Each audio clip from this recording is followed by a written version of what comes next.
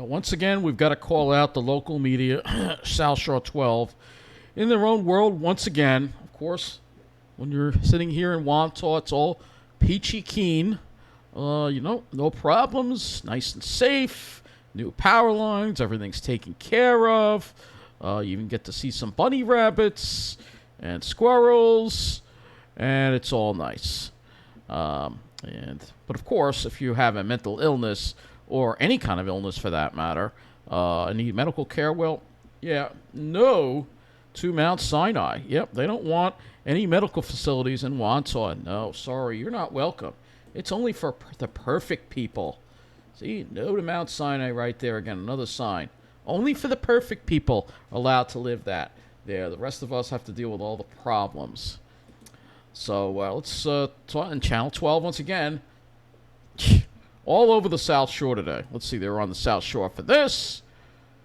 This is horrible, but again, if there was a body pulled from the waters on the North Shore or in Lake Ronkonkoma, especially if it's Lake Ronkonkoma or any lake in the Pine Barrens, they're not going to cover it. No, they're not going to cover it at all. No, they're not going to cover it at all because it's not on the South Shore. All about the South Shore. They got more in here on the website. Actually, they have very little on the website. Here we go. Record number of travel. Let's see. They were on the South Shore, I think, for this, too. Yeah, weekend getaway. Where are they? In Bohemia with what you can expect if you are on the move or soon to be. Where is she? Yeah, a lot of Long Islanders getting gassed up, ready to hit the road for the holiday weekend, whether that's out east to Montauk or maybe upstate for their holiday travel Bohemia, plans. yep. South Shore. Oh. Of course, it's not far from home over there. I think she lives in Blue Point. Of course, plenty of on the laundry list. Of course, that whole thing. Kicks off summer festivals. Let's see, they're probably going to be on the South Shore for this, too. Actually, they were in Riverhead for that. Okay, so they were in the middle for that. But you see, there's not a whole lot of crime here. Or here's one, Syosset man for... and that only gets 46 seconds. Syosset man sentenced to multiple years in prison for hitting man and child while driving drunk. So this happened in May 2021, and they barely have a story here, of course, because it's the middle of the island. They don't care. They don't care. They're living in their own worlds. They're literally in their own world. I mean, they're just in there. They're completely out of touch and in their own world, and they actually don't even have a whole lot of stuff on the website about news here at all. So they really don't even have a whole lot on the website. They're on the South Shore and Fire Island, and a whole bunch of other stuff too, but it's not on the website. This is this is ridiculous. All right. So there's a hawk menacing people in Northport, all right? That is the North Shore. But really, that's what you're going to pick to cover. And look at how much time they spent on it. I'm going to waste my time.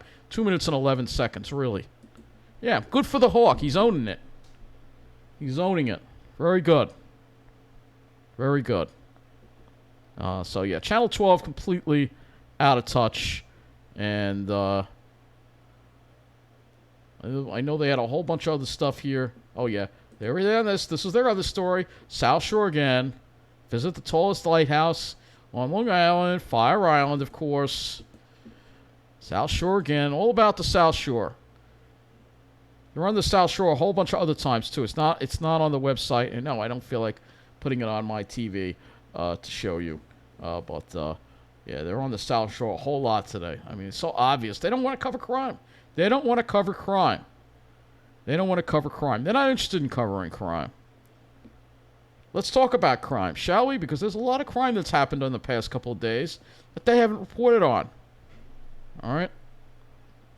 And I think we've got to go all the way back to here. We've got to go all the way back to here. 4 nabbed with gun after fleeing Long Island traffic stop. Here you go. These are the kind of people Hochul are letting out onto the streets, folks. Why isn't this scrolling down? 4 people were arrested for possession of an illegal handgun or illegal gun on Long Island after fleeing a traffic stop. Incident took place in Roosevelt at 1:45 a.m. Saturday, June 25th. According to detectives, officers spotted a 2007 BMW failed to stop for a stop sign while traveling northbound on Park Avenue at the intersection of East Pennywood Avenue and Roosevelt. Officers attempted to pull over the car, which fled onto the Southern State Parkway, where the driver stopped for a moment, but then sped off when officers approached the BMW. The car was stopped a short distance away with the help of state police. During a search of the car, officers found a firearm and what's believed to be oxycodone pills. Arrested were Leo. They're all from the city except for one. Leo Daly, age 21 of Queens. Daniel Bauer, age 22 of Brooklyn. Kevin Phineas, age 22 of Brooklyn. Carrie Claude, age 21 of Roosevelt. All four were charged with possession of a firearm, 2 counts of possession of a firearm, and possession of a controlled substance. Daly was previously arrested on Wednesday, May 11th, for possession of a weapon and drugs, and Thursday, May 12th, for assault and menacing. Following both arrests, he was released without bail. There you go. That's what you get. That's what you get in Kathy Hochul's New York. Barrow was previously arrested in December 2021 on numerous drug and forgery charges and released in March without bail. Phineas was Oh, you cannot make this stuff up. Why are these people still out on the streets? Phineas was previously arrested on Monday, June 13th, for assault and menacing and released without bail. Claude was previously arrested in November 2021 for criminal mischief and released without bail. So all these dregs of society, this is what the people in lower income communities have to deal with. All right? And Hochul could care less. She is completely out of touch. So yeah, there you go. That's. I mean, that's just a typical kind of thing. And luckily, they didn't have a chance. They didn't have a chance to fire that gun. And then we have this. Suffolk County fugitive seized by police following bus incident. And again, Channel 12 hasn't covered any of this. They haven't covered any of this. News 12? You're not news. You're not covering the news. My gosh, how could you not cover this? Suffolk County fugitive seized by police following an incident on a bus. A man questioned by New Jersey State Police following an alleged incident on a Greyhound bus turned out to be a fugitive from Long Island. Christopher Milton, age 41, of Brentwood, New York, was taken into custody in a park-and-ride lot on southbound Route 17 in Ridgewood around 6:15 p.m. Monday, June 27th, after the bus driver pulled over and dialed 911 and reported that he threatened to shoot another passenger. This was on, I think, a Greyhound bus, I think. No weapons were found, but the troopers did discover that Milton was wanted in Suffolk County for failing to pay child support. State police charged Milton with being a fugitive from justice and sent him to the Bergen County Jail, where he remained pending extradition proceedings. Now, if he did it in New York, he probably would have been released. Because it happened in New Jersey, he's being held. Ridgewood police also responded. And there's a picture of the bus right there. Yep. So, in New Jersey, they won't put up with this. Made the mistake of doing it in New Jersey.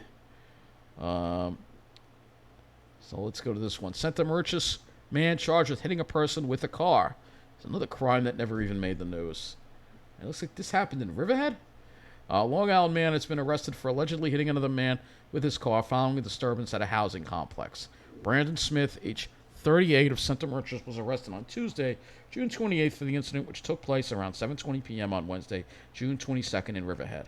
According to the Riverhead Police, the department received a 911 call regarding a disturbance at 821 East Main Street apartment complex.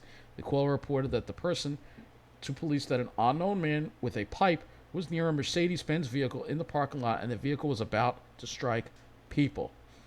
The arriving patrol units could not locate the involved vehicle as it had left the scene prior to police arrival.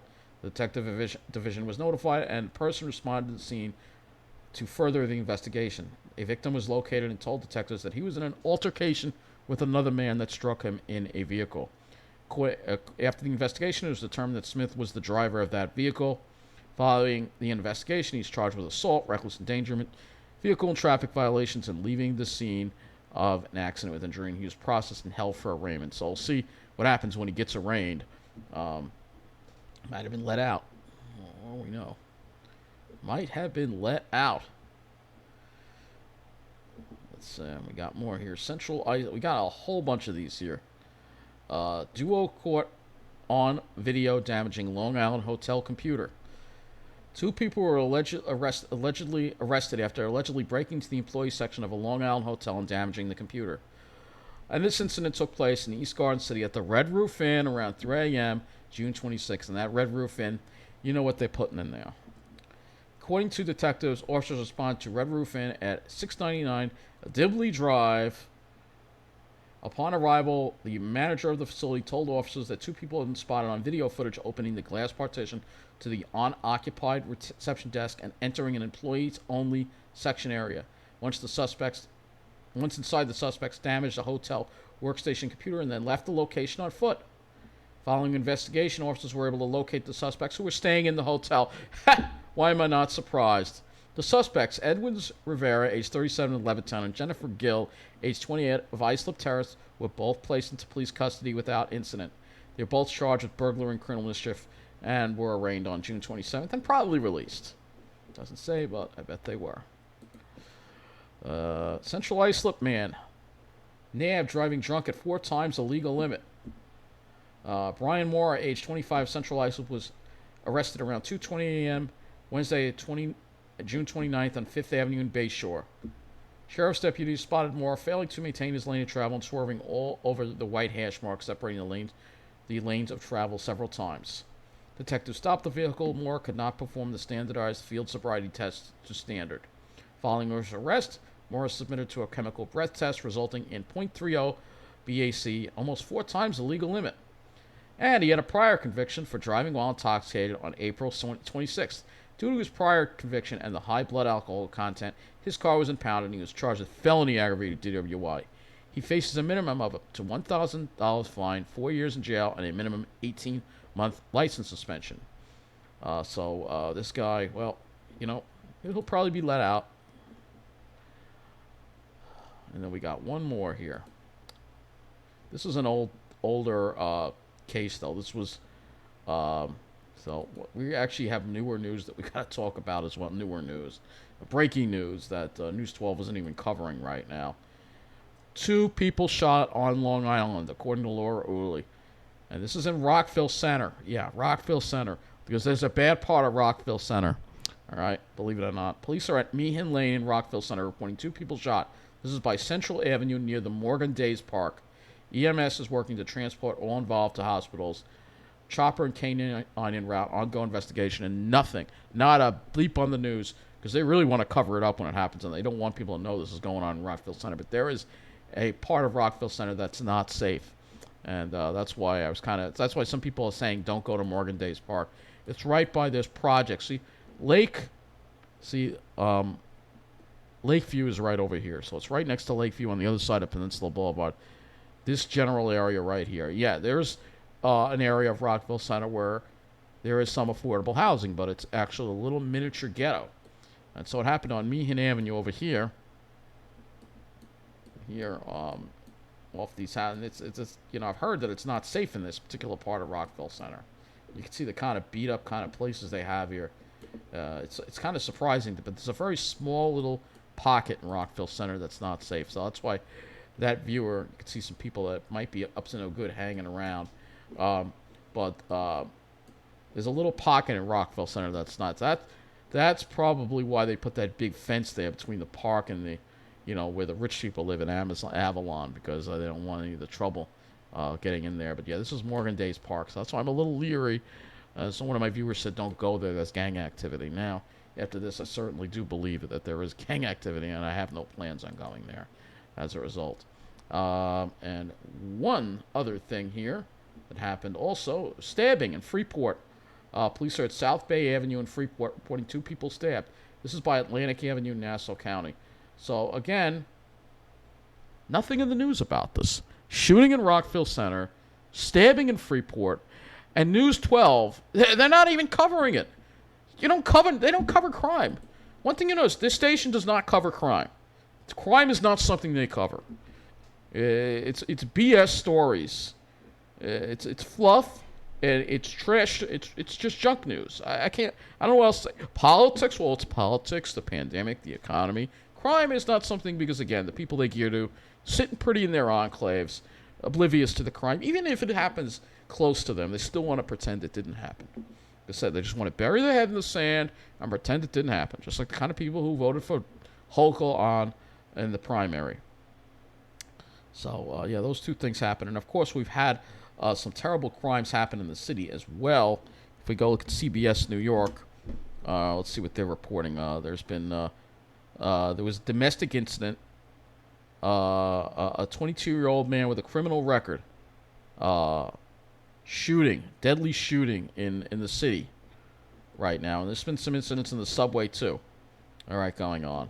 But this was pretty horrible. So it was a domestic incident that resulted in this killing, right here. A woman pushing daughter in a stroller. So connection, literally. So pretty it's bad. what Here. binds. We'll just turn off that commercial. All right.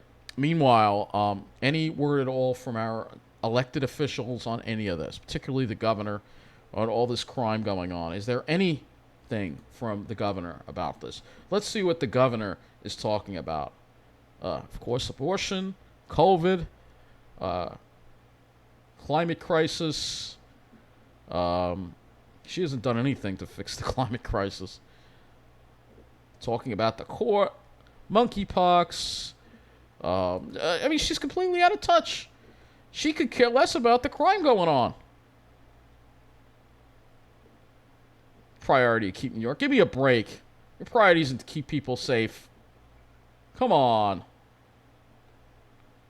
So, nothing about all this horrible crime going on. What about the mayor? He's still over talking about the pandemic. He's just like, no one knew why he supported Hochul. He's obsessed with this pandemic. Again, another post about it. Another one. That's 3 posts so far. You need to be focusing on the crime in this city. Seriously, not one post. All right, he did make a post about it. More guns. Well, they don't need guns to hurt people. What you need to be doing is taking all these dangerous, swagger-walking pieces of garbage and lock them up and put them in jail. But no. He won't do it, and neither will Hochul. So, yeah, I'm fed up today with the media again. It's completely out of touch again because the people they gear to, well, they're in their own little world down here in Wantagh, living the good life, being safe, not having to worry about the criminals because they're peachy keen in their little enclaves there, pretending everything is okay. Well, maybe we got a little bit of a dose of reality today because they did lose again on Wall Street. And I hope they keep losing. If you don't like it, that's too bad because that's what these snobs deserve, right? They're in their own world. They need to wake up. We are in some serious trouble. Thank you for watching.